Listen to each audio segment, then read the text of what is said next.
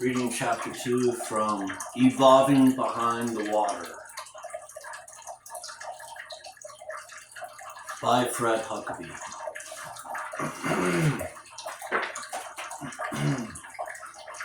Chapter 2, Contacting Authorities. Garrett is standing at his desk, almost frozen and not knowing what to say. Two other co-workers are standing just inside the office door, also with their mouth open, having just heard the exchange. Realizing that he had lost contact, Garrett didn't know what to do for a few seconds, but then it dawned on him that the whole conversation was being recorded. He quickly replayed the entire message. By now, there were a couple more people standing in his office listening to the strange conversation. He starts scrambling to try to find what number to call or switch authorities to notify. Someone says call 911. He knows he sounds confused and he doesn't know how to start, but somehow he gets the message across to the 911 operator. For the next 20 to 30 minutes, he switched to different authorities. At some point, he's being connected to someone in the aviation control who seems to be very interested. After much explanation, he's able to replay the message over the phone for this person.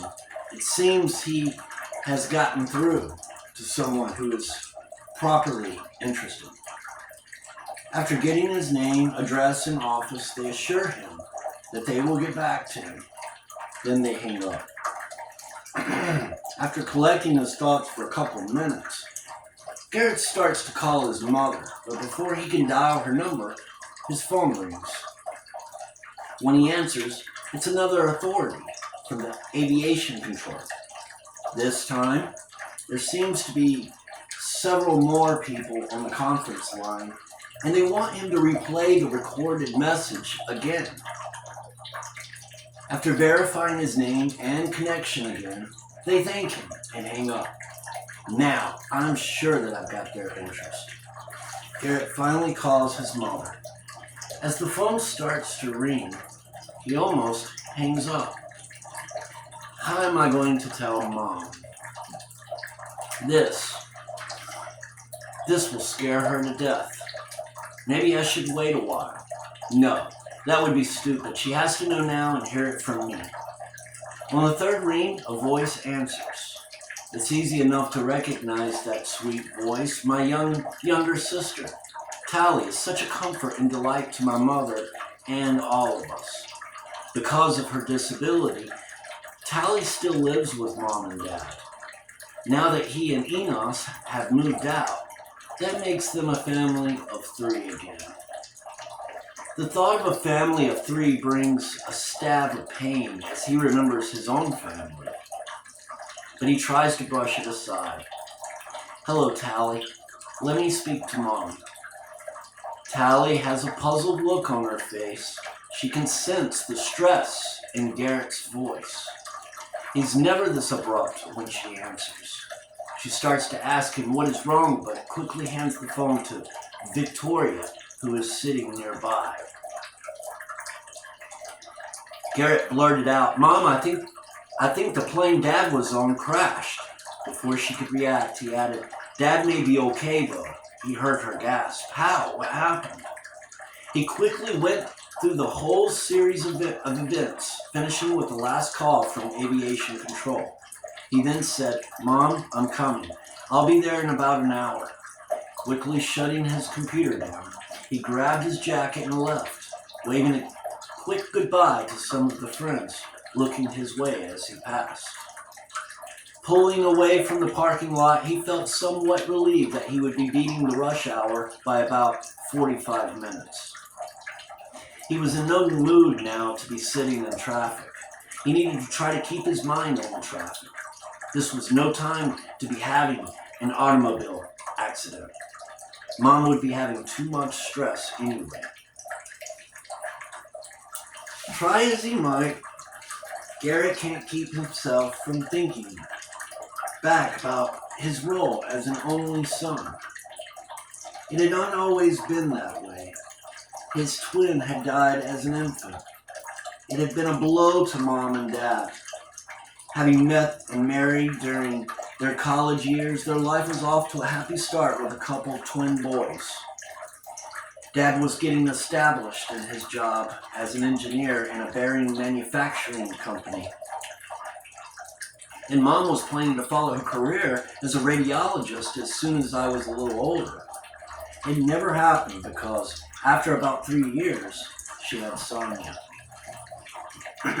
From the beginning, Sonia had been a handful. Mom always said she should have been a boy. Sometimes, I think she did seem to be almost like a brother to me. She always was so athletic. She probably could have whipped any boy her age before she was a teenager. And time and biology finally caught up with her, and she did develop into quite a good-looking young woman. However, she never gave up her love of the outdoors, deciding to major in forestry at the State University.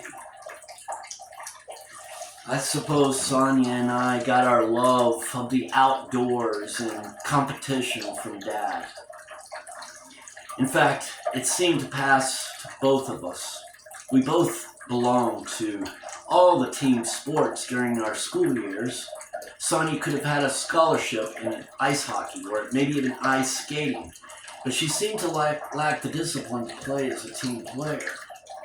She preferred to do things her way. She has been very happy working for the U.S. Forest Service. She has a very good position as a fire control advisor, but she spends a good deal of her time working as a river guide. About 5 years after Sonia was born, Tally arrived. She could have been more different. Being an older brother, I guess I always felt the normal amount of protectiveness for my sisters. But it was unnecessary with Sonia, and she let everyone know it.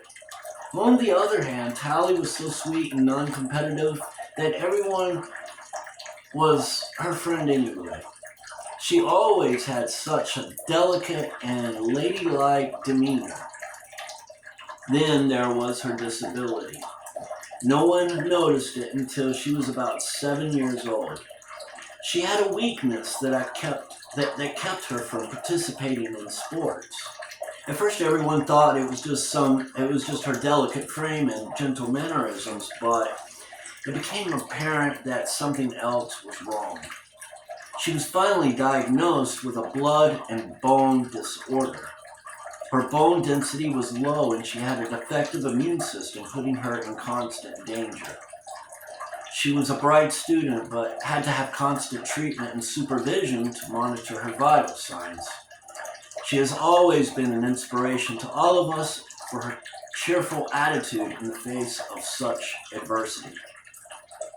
And like Sonia, I did become diverted from the love of the great outdoors. First, I took a more serious approach to making a career, spending 5 years in an out-of-state university studying electrical engineering. I had very little time for sports and recreation. It was only in my final year that I met the woman who would be my future wife.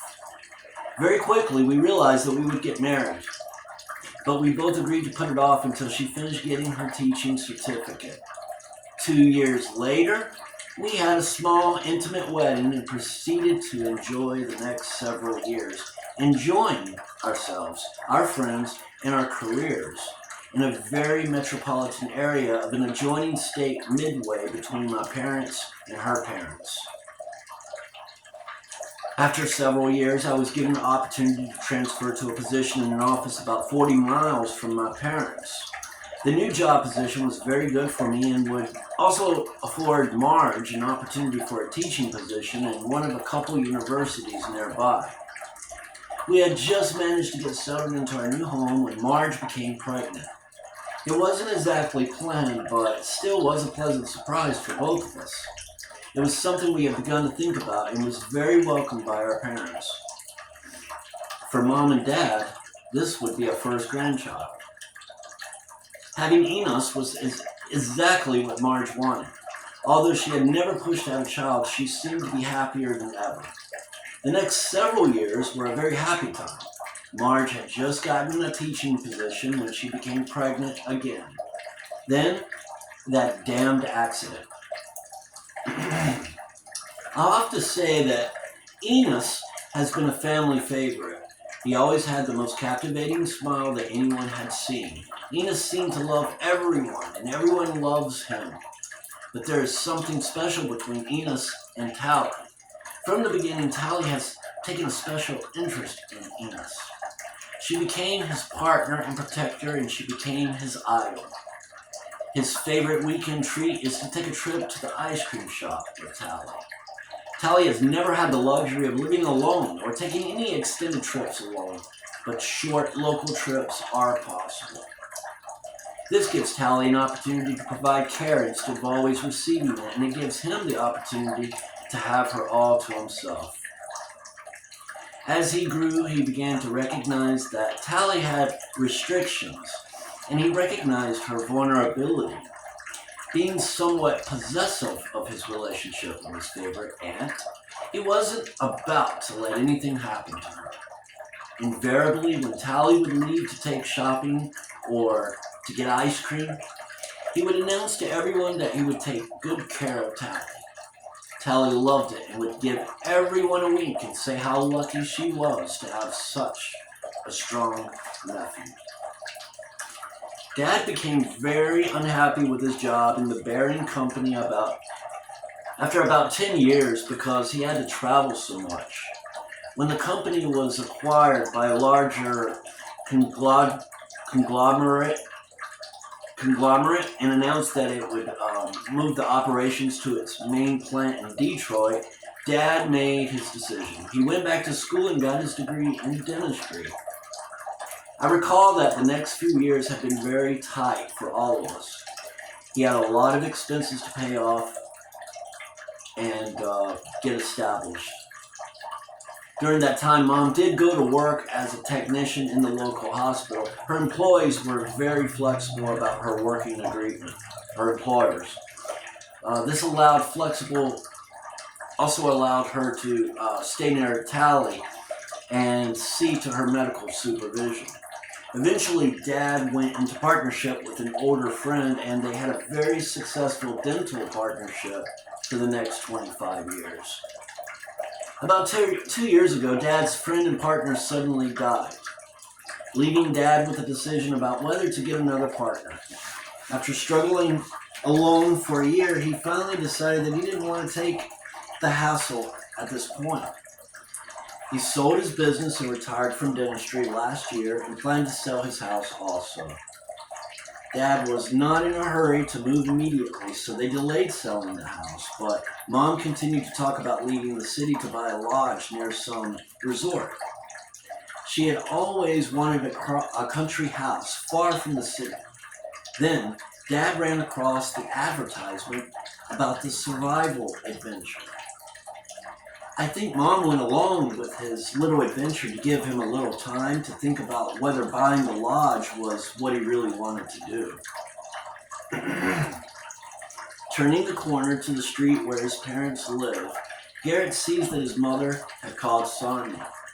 Her old Jeep is blocking any further entrance into the driveway, even though there is room for at least 2 more vehicles.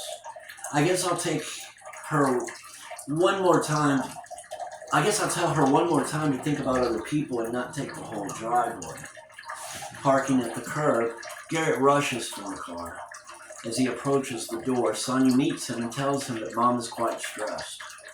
She also tells him that she had stopped and picked up Enos after Mom called her. When she starts to ask Garrett about the phone call, he begins to tell her, but then stops and says, "Wait and let me get inside. Everyone is going to be asking the same questions." Going inside, he sees his mom standing with a tissue in her hands. He sees that she has been crying and is looking very strange. As he puts his arm around her, he sees Tally sitting in the next room attempting to entertain Enos. They probably haven't told Enos because he's a little young and they want to know more before they say anything about his grandfather. I'm sure everyone is praying for good news before succumbing to the worst. After recounting all the events of the previous several hours, Garrett tries to sit down and relax, but finds it impossible.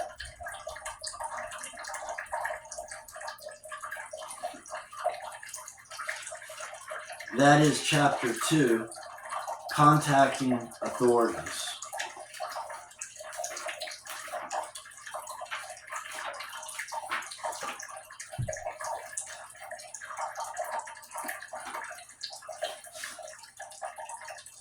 Chapter 3, The Tree. Hector slowly opens his eyes but feels disoriented. His head starts to clear. His eyes begin to focus, but things look strangely unbalanced. A numb sensation to his lower face and neck adds to a splitting headache. He feels that he's looking down at a dark canopy of dense trees below. No, I'm looking up at the trees above me, he thinks. I see now that I'm hanging partially upside down with a vine wrapped around a leg and tangled in some small branches under my shoulder. As he tries to twist enough to free himself, he feels pain coming from everywhere. The pain forces him to stop trying to move for a minute and get his breath. Rolling his eyes and his head to the right, he sees that he's hanging only about 7 feet from the ground. As he hangs there and assesses his situation, he tries to move slowly to get a little more support under his shoulder, twisting more slowly this time. Hector moves his body onto a larger part of a cluster of branches. This enables him to work at the vine and finally loosen the vine from his leg, which is also feeling numb.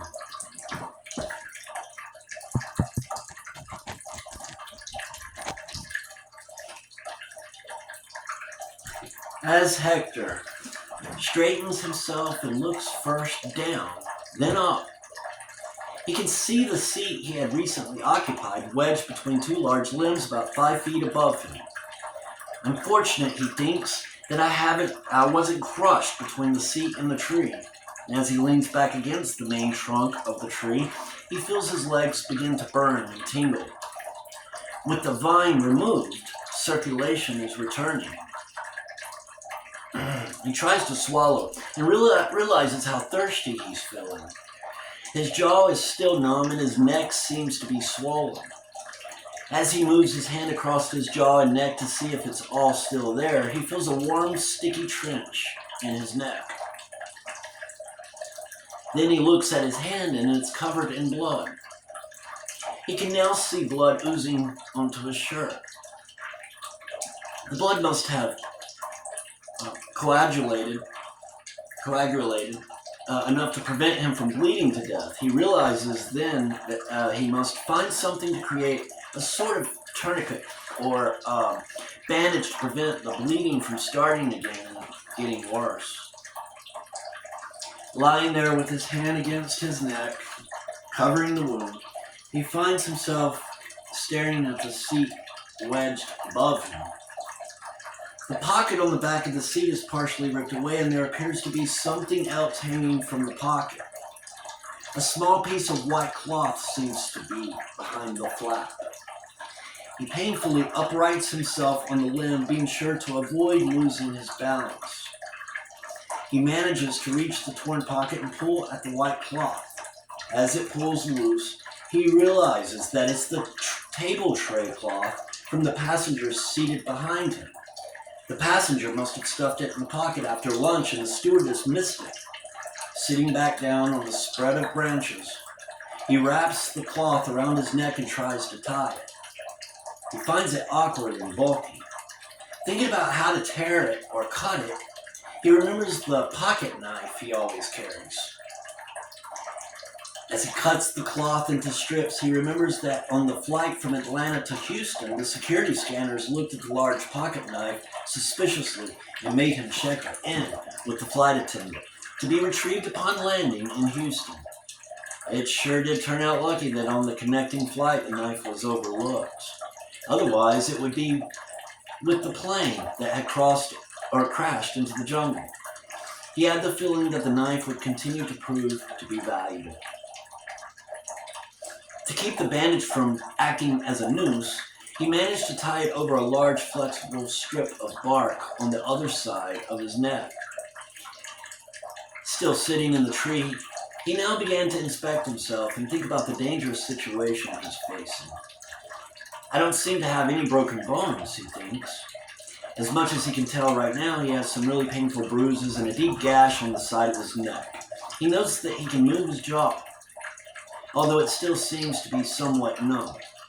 Somehow his eyes had managed to escape any injuries, for which he is extremely grateful. But God, am I ever thirsty. Starting to look around beyond his immediate perimeter, he notes that the canopy of trees overhead almost block the light from the sky.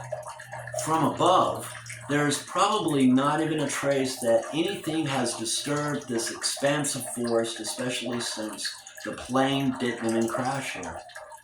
Continuing to look around himself, he sees that there is a monotonous sameness in every direction. The ground under the canopy of trees is relatively clear of thick undergrowth, so it would be possible to move through it, but which way? It all appears to be the same. God, I am so thirsty. My throat seems like it's about to seize up. I have to get something to drink. I have to get down from this tree. Starting to feel for a way to get down, he sees one more branch about 2 feet below him. It seems too small to hold my weight, but I have to try it anyway, he thinks. As he starts to lower himself, he sees the vine that he had been tangled with. It is also hanging down, and could probably support some of his weight as he lowers himself to the branch. Using the vine and the small branch, he manages to get a little lower and then drops the last 4 feet. He looks up again, in the tree where he had been, and takes a couple steps. The ground seems very soft and spongy. Everything is so silent. All he can hear is his own breathing. Looking around to see if he can see anything that has some moisture, he sees nothing. He still has his light jacket on from sitting in the plane and now feels hot. At least the jacket protects against underbrush and insects, so he knows that he must keep it. As he's about to venture further, he steps on something hard and different in the soft, spongy ground. Moving his foot and looking down, he sees the cell phone that he had dropped several hours earlier. It seems so out of place here. Without thinking, he picks up the useless phone and, looking at the dead battery reading, puts it in his jacket pocket almost from habit. Shuffling along, he stops to listen and look, finding that he's about 100 yards from the tree into which he had fallen. Finding only silence, he starts to move again and suddenly hears some squeals. He freezes and listens. After a few short moments, he again hears distant squeals. Believing it to be maybe wild pigs, he realizes that he has no weapon and decides to move away in another direction. He again hears the squeals, and now a splash. Water! He can't walk away from water. He looks around for something, maybe a sharp stick or at least a big rock. Finding nothing, he starts to move toward the sound anyway, but then passes a small group of trees with round gourd-like pods hanging from the branches. Seeing one lying on the ground, he picks it up to feel the weight. Finding it fairly heavy and hard, he decides to keep it, thinking that it could also be a weapon since he doesn't have any stones. Now he can hear the squeals more clearly. Also some grunts, and again a splash. As he starts to move more slowly and cautiously, he finally spots a fairly solid-looking piece of limb. He picks it up and feels the limb for weight. It's about 5 feet long and feels solid, but needs something more. He now remembers his knife. After sharpening the stick to a good point, he starts to move forward again. With the stick held forward and the hard gourd in his left hand, he moves closer, finally seeing movement. At about the same time, the pigs must have spotted or heard him. With a bunch of squeals, they disappeared into the undergrowth. At least that's a relief. They didn't seem to be aggressive. With the silence returned, he can now hear the soft, trickling water. It's still moving forward, and not knowing what to expect, he moves cautiously.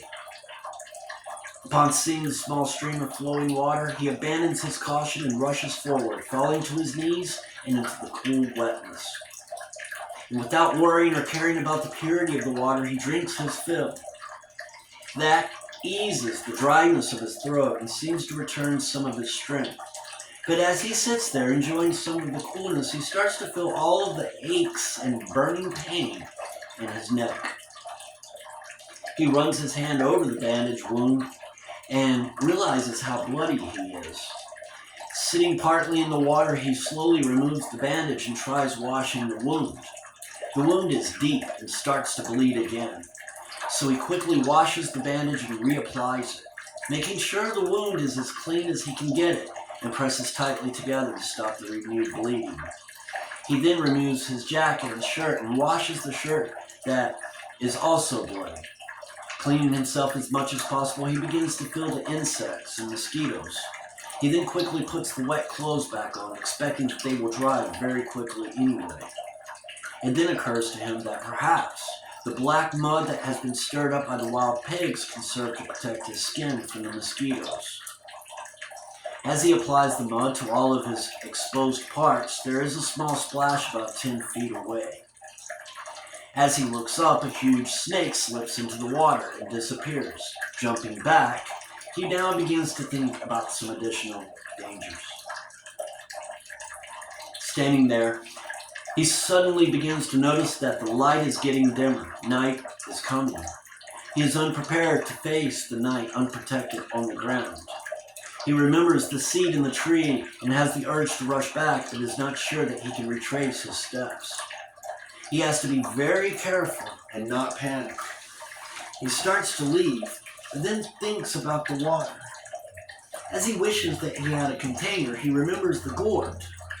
He looks around and sees where he dropped it, a few feet away. He must hurry since the light is growing dimmer. Grabbing the gourd, he starts pounding it against the side of a sharp-pointed rock in the stream in an effort to break a hole in it. He finally succeeds in puncturing it at one end.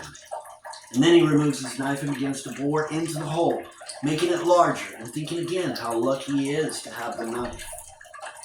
With a hard, thin stick he found nearby, he scoops out as much of the soft inner pulp as possible. Holding the gourd in the flowing stream, he fills it. Finding that the gourd is now heavier than before, he stuffs it inside his jacket and zips up enough to create a carrying pouch.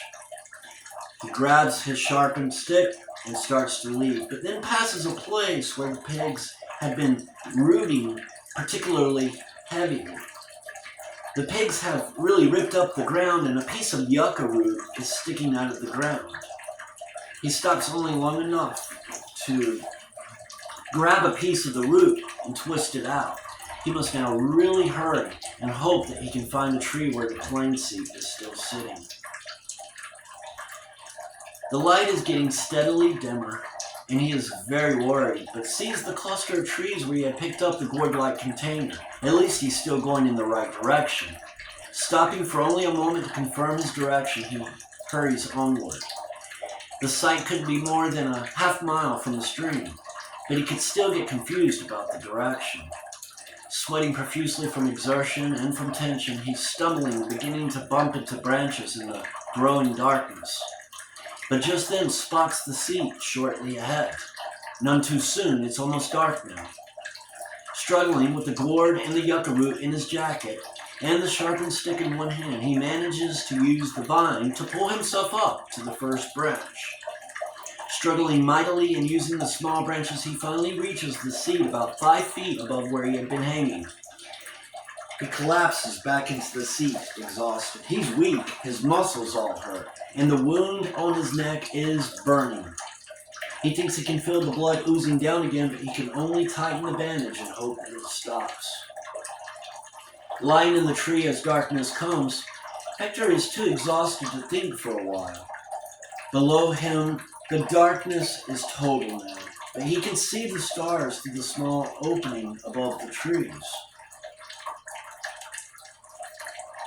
Now that he is lying still and the force of his breathing has subsided, he begins to notice the sounds of the jungle below.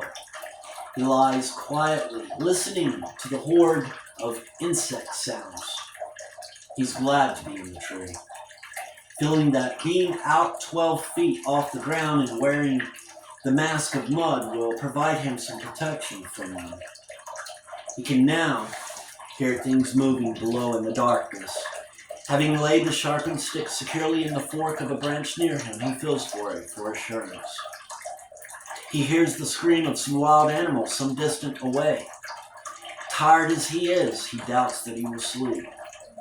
Feeling very thirsty again, he retrieves the gourd full of water and removes the piece of stick that he had used to plug the hole. Thirsty as he is, he could easily drain the whole gourd, but he only drinks about a quarter of it. The inner pulp causes the water to have a strange taste. Perhaps he will take more time to clean out the insides tomorrow. For the first time, he begins to think about whether someone will try to come and rescue him.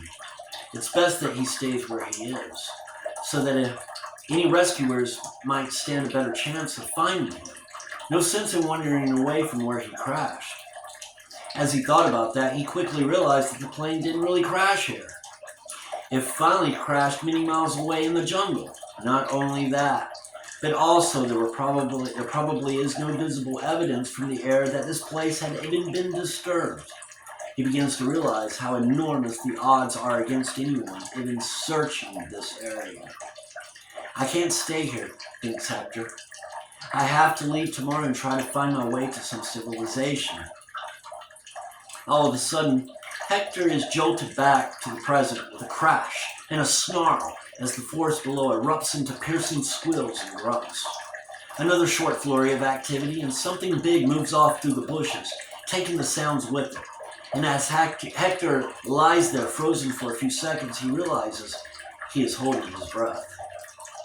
All is quiet again except the beating of his heart, which he believes could be heard for at least 25 yards away. He quickly reaches up and gets his sharpened stick and lays it across his lap with both hands gripping it and with the point resting on a branch.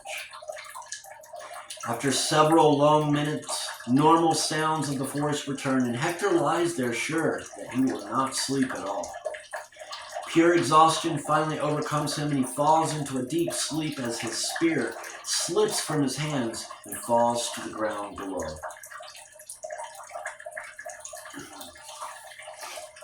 Screams are coming from everywhere, and all of the leaves on the tree seem to be shaking at once. Hector almost falls from the tree as he awakes with such calamity.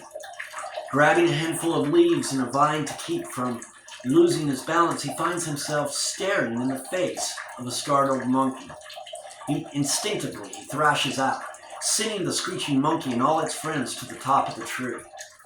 From the top of the tree and the surrounding trees, the angry family of red howling monkeys continues to vent their rage at the strange and unfamiliar creature that has invaded their territory. As he begins to collect his senses, he reaches for his spear. Not finding it, he looks down into the early morning forest and sees it lying on the ground. He starts to go down, but consider that there is no immediate need. He is feeling very sore and hungry, and it would be best if he collected himself first. Once he leaves the tree this time, he doesn't plan to climb it again. He begins to look at the seat and see if there's anything he can take with him.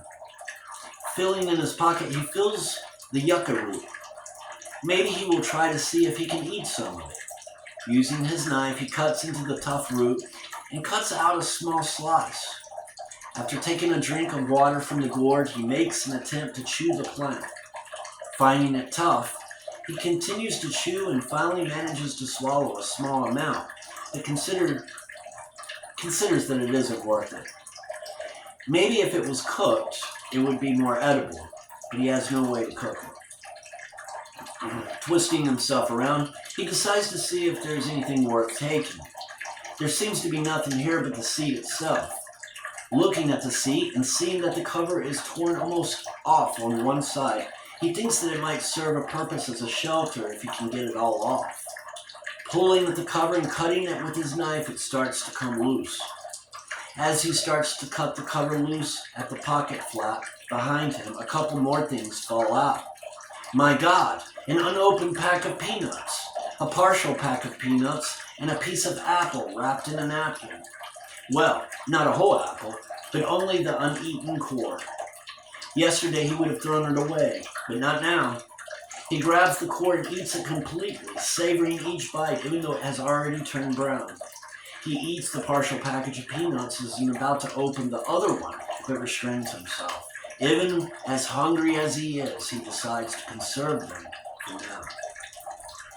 And after putting the precious package of peanuts in his zipped jacket pocket, he finished cutting away the seed cover. As he sits, thinking about the seed cover, he cuts a few more holes into it, and with the aid of a small vine, he's able to fashion it into a sort of shoulder pack. He's beginning to see that he can use it to carry a few items. The noisy, howling monkeys hadn't ceased to make a horrendous racket in the trees around Hector, and he's anxious to get away from them. Dropping to the ground from the tree, he gathers the gourd and the remaining white strips of cloth he had torn up yesterday and puts them in the pack. He throws away the yucca root, figuring it's too tough and inedible. Grabbing his spear, he heads back toward the stream to replenish his water supply. After Hector passes the tree where he had found the gourd-like container, he looks toward the other direction and sees something that he had not seen the night before. About 40 yards to his left lay something that was so completely out of place that it took a minute to register. Someone appears to be lying on the ground. He turns and cautiously approaches it. As he draws near, he sees that there is no movement, and then the sight that greets him makes him jump back and cringe with revulsion. It is only part of the body. The head and arm are missing. Not wanting to look at it, but frozen with horror, he finds himself staring at the loudly colored plaid jacket. It takes him a moment to realize that it's the man who was sitting beside him in the plane. He starts to turn away, but remembers the peanuts he had found in the seat pocket. Maybe there will be something in his pocket that will be worthwhile. Feeling some revulsion, he feels in the pockets and finds only a set of keys. Filling in another pocket, he comes out with a small partial packet of matches. Now he remembers the man twitching and fingering a pack of cigarettes in the plane, which he was not allowed to smoke. He stuffs the pack of matches in his jacket pocket. Quickly turning away and still shaken, he continues toward the water. Reaching the stream, Hector is still shaken by the sight of the dismembered body and drops the shoulder pack to the ground. Carrying the pack has made his neck hurt even more. Although no longer bleeding, it is still extremely sore and swollen. Now would be a good time to pull the bandage off and see if he can clean the wound again. Looking around to see that there is no immediate danger lurking, he decides also to enter the stream to clean both himself and his clothes. Before he enters, he removes all articles that he doesn't want to get wet. He feels that the clothes will dry very quickly on him later. He lays his jacket and all his articles from his pockets, as well as his shoes and socks, on a large flat rock. nearby, being sure to leave his spear lying within quick reach. Still trying to put the grisly picture of the dead man from his mind, he lowers himself into the water. The water feels glorious, moving softly across his body as he sits partially in the small stream. The air temperature is already getting warm and the sun is beginning to stream through the thick lush trees in a few scattered spots. The air temperature is already getting warm and the sun is beginning to stream through the thick lush trees in a few scattered spots. Although he's reluctant to remove his pants, he does remove his shirt. Even then, he feels more vulnerable to all the teeth and claws that may be lurking nearby. Keeping alert to his surroundings, he examines his upper body, which seems to contain a number of bruises and many welts from falling into the tree. He slowly removes the bandage from his tender, swollen wound, being sure not to stretch it or move it in a way that would provoke the bleeding to start again. Feeling his neck very gently with his fingers, he softly washes around the deep gouge. He wishes he had a mirror to see how the wound looked. Moving carefully, he cleans the bandage and his shirt with the cool water. He can feel that the cut is coming open and may begin to bleed again, so he tries the bandage back around his neck. Just tight enough, he ties it to keep the wound closed, but not so tight as to strangle himself. As he lay there in the cool water, he sees that he has a few mosquito bites, but not so many as he would have suspected. His covering of clothes in the mud he had smeared on himself the night before had served their purpose. The insects don't seem so bad at this time in the morning, possibly because lying in the water helps keep them away and because they will be worse in the evening. In any case, he must remember to use the covering of mud as he had done the evening before. Suddenly he hears some sound or thought he heard something. He sat very still for a moment, listening intently, and then hears movement in the low undergrowth far to his left.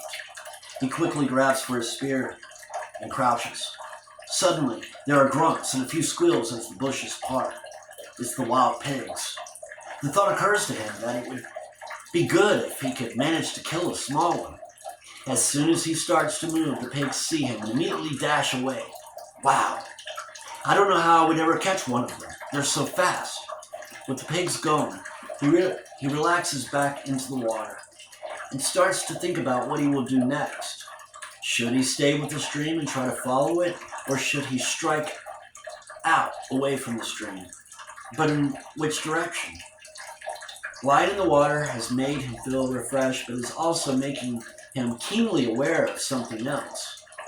He's very hungry. He still has the unopened package of peanuts and the gourd.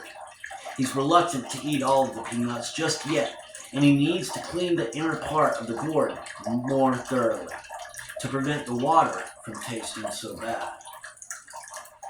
Finally rising from the stream, Hector wrings the water from his clothing and puts his light jacket back on.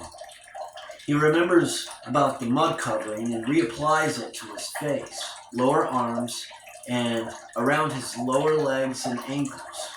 Removing the wet bandage from his neck, he replaces it with a clean, dry strip from the spares he still had from yesterday. After cleaning the wet bandage, he lays it in the one sunny spot atop the warm rock to dry. He then picks up the seat cover that he has fashioned into a sort of crude shoulder pack and thinks about rearranging the vine in a way that he can carry it around his waist. At least it would not aggravate his neck wound that way. As he finished the newly designed hip pack, he turns to pick up the belongings lying atop the flat rock. Seeing the peanuts, he can contain himself no longer. He opens the pack and allows himself the luxury of eating half the bag of salty peanuts that has grown warm from lying in the sun. After putting the remaining half bag of peanuts back into his jacket pocket, he begins to secure the other items in the pack. He then reaches to pick up the cell phone, Wow, it sure did heat up lying in the sun on the rock. He starts to put it in his jacket pocket when he curiously presses the on button. Completely unexpectedly, the face lit up and a tune began to play. He stares for a moment and notices that the battery level is not completely dead. The warm sun on the rock must have partially rejuvenated it. Becoming very excited and nervous, he quickly thinks about the possibilities. The signal is weak, but maybe if he is lucky. With his hand shaking, he thinks about the call he made yesterday and realizes that Garrett would not be at work after yesterday's news. He thinks of his own home phone. It's the first one listed in his cell phone directory and could be reached with one touch of a button. If he were lucky, both Victoria and Garrett would be there. He dials. The signal is very low and nothing is happening. Then the signal locks. And the phone starts to ring. It rings once, twice. He's holding his breath, and suddenly an answer. Garrett Vector speaking. Thank God, Garrett, I'm in the jungle. Dad, is that you? Are you alright? Where? Don't talk, Garrett. Let me talk. The battery is almost dead. I fell into the tree. I spent the night in the tree. The plane crashed. I found some water in the stream. I have some peanuts, but I don't know where I am. My bones are not broken, but I have a bad cut on the signal. Sputters, and the phone goes dead. Dad, where are you? Garrett shouts into the phone, but is greeted with only silence. Hector stares at the phone and shakes it, but for no good. The signal is dead. There is no signal at all. The battery level has dropped too low. He sits, staring at the now useless phone. Completely dejected and not knowing what to do, Hector continues to sit for many long minutes. It seems now that his last hope has been jerked away from him. Finally, he slowly rises, and without any emotion, he begins to walk away from this place. To someone who could have not seen him, he would have seemed as a man in a trance, not seeing, knowing, or caring where he was heading. And that is chapter 3, The Tree.